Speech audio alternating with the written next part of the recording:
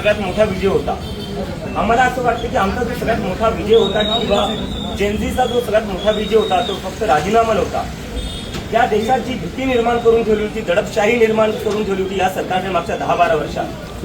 ती भीती आता देशाच्या नागरिकांतून संपलेली आहे, त्यांच्या मनातून ती भीती संपलेली आहे. आता देशाचे नागरिक रस्त्यावर येतील.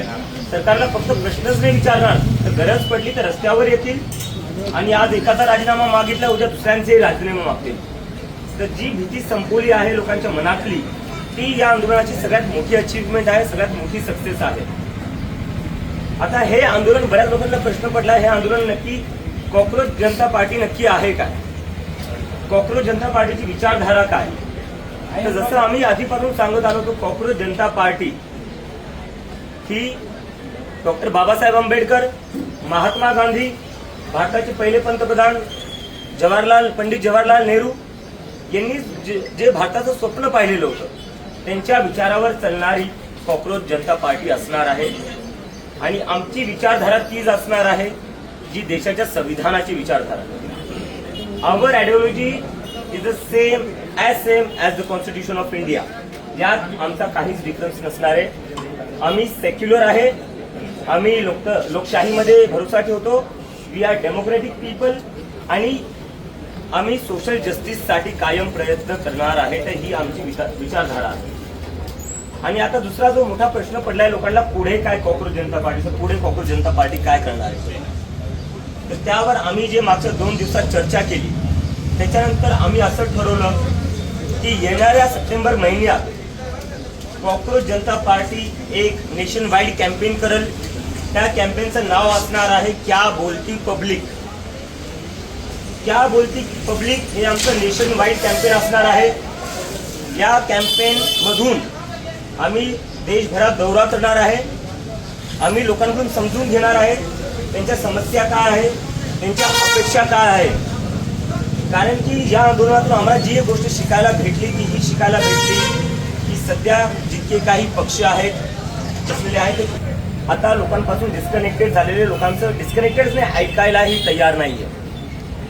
ज्या देशाची लोकसंख्येमध्ये 65% लोक 35 वयाच्या खालची आहेत, त्या लोकसंख्येबद्दल, त्या युवकांबद्दल कोणीच काही बोलायला तयार नाही. मग तो शिक्षणाचा मुद्दा असो किंवा बेरोजगारीचा मुद्दा असो.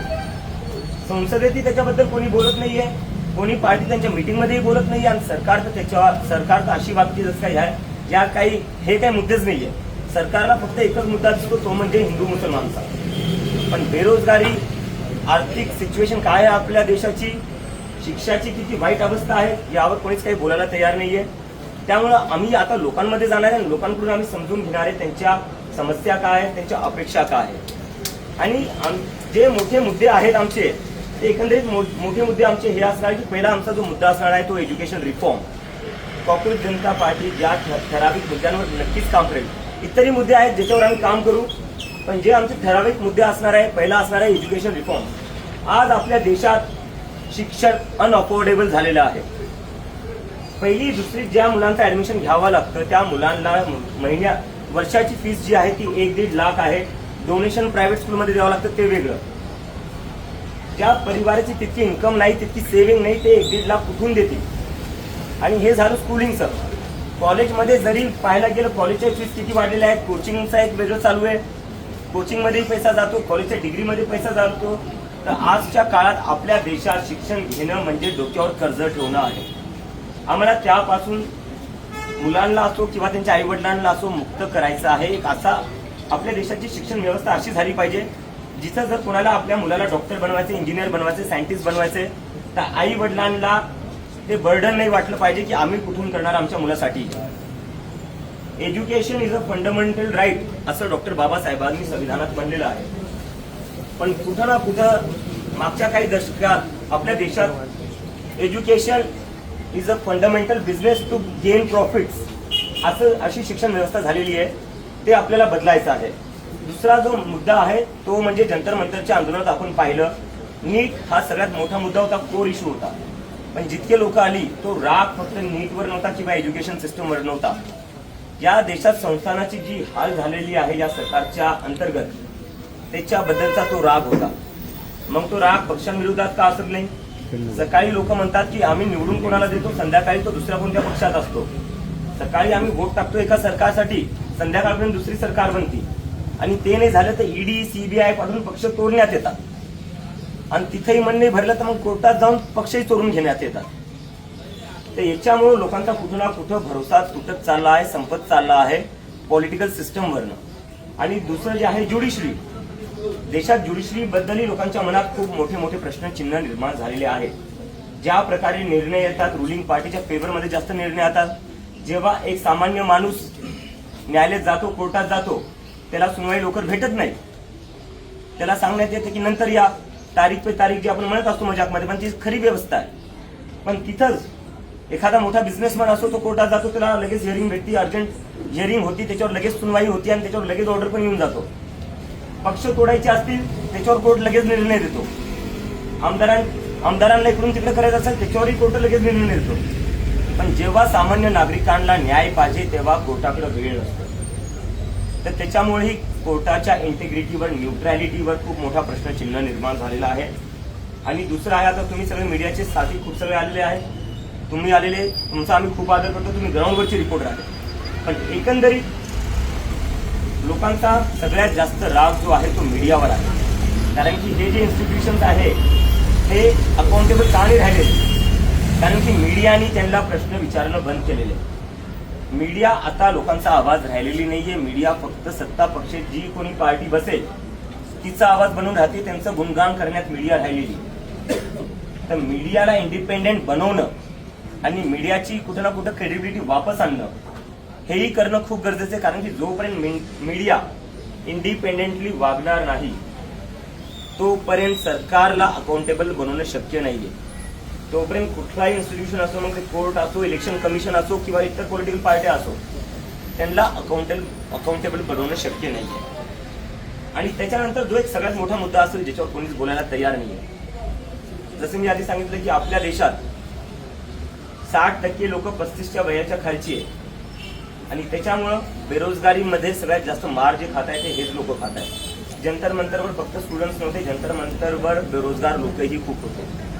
कोणाचं स्वप्न नसतं की मी मोठा झाल्यावर स्विगीचा डिलिव्हरी बॉय झालो पाहिजे, कोणाचं स्वप्न नसतं मी मोठा झाल्यावर झोमॅटोचा डिलिव्हरी बॉय झालो. पण त्यांना ते मजबुरीमध्ये करावं लागते, कारण की आपल्या देशात जॉब ऑपॉर्च्युनिटीज नाहीये. आणि ज्या लोकांना जॉब भेटत आहे त्याच्यात घर चालवणं शक्य नाहीये.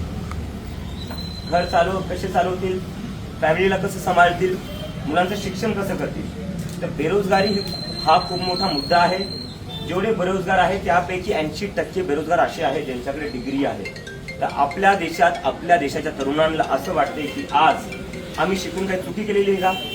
कारण की जे लोक शिकले नाही, जे लोक कधी शाळेतही गेले नाही, ज्या लोकांनी कधी फॉर्मल डिग्री घेतली नाही, ते सरकार चालवत आहे, ते निर्णय घेत आहे. पण ज्या तरुणांनी लहानपणापासून मेहनत केली, डिग्री घेतली, एक करिअर बनवायला पाहिलं, त्यांना असं वाटतं आम्ही डिग्री घेऊन चुकी केली. कारण की आमचं जे भविष्य ते कोण ठरवतंय?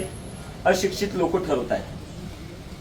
आणि त्यामुळे बेरोजगारी हा मुद्दा आता आम्हाला केंद्राचा मुद्दा बनवायचा आहे. देशात कुठलेही पॉलिटिकल डिस्कशन असू दे, इलेक्शनचं डिस्कशन असू दे, बेरोजगारीला तुम्ही आता अजून जास्त इग्नोर करू शकत नाही. बेरोजगारी, युवकांशी शिक्षणाचा मुद्दा आणि बेरोजगारी मुद्दा हा पॉलिटिकल डिस्कोर्स आता असलाच पाहिजे. तुम्ही अजून इग्नोर नाही करू शकत याला. आणि आता जर तुम्ही इग्नोर केलं तर जेनझीनी दाखवून दिलेले ते रस्त्यावर येतील. त्यानंतर जो आमचा अजून एक अजेंडा असणार आहे कॉक्रोच जनता पार्टीला पुढे घेऊन जाण्यासाठी, जे आम्ही म्हणलेले, तुम्हाला जर कोणी म्हणत असेल की कुठली एक ऑर्गनायझेशन किंवा कुठला एक व्यक्ती सगळ्या प्रॉब्लेम सॉल्व्ह करेल तर तो तुमच्याशी खोटं बोलतो. असंच खोटं देशाला 2014 मध्ये बोलण्यात आलं होतं की आता एक व्यक्तीला निवडून दिलं की आता हा आपला देश एकदम डेव्हलप नेशन होऊन जाईल, काशीचा क्योटो होऊन जाईल.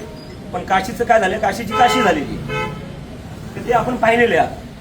त्यामुळे आम्ही ती चुकी करणार नाही. आम्हाला माहिती आहे कुठली एक संस्था किंवा कुठली एक ऑर्गनायझेशन, कुठलाही एक व्यक्ती सगळ्या प्रॉब्लेम सॉल्व्ह करू नाही शकत.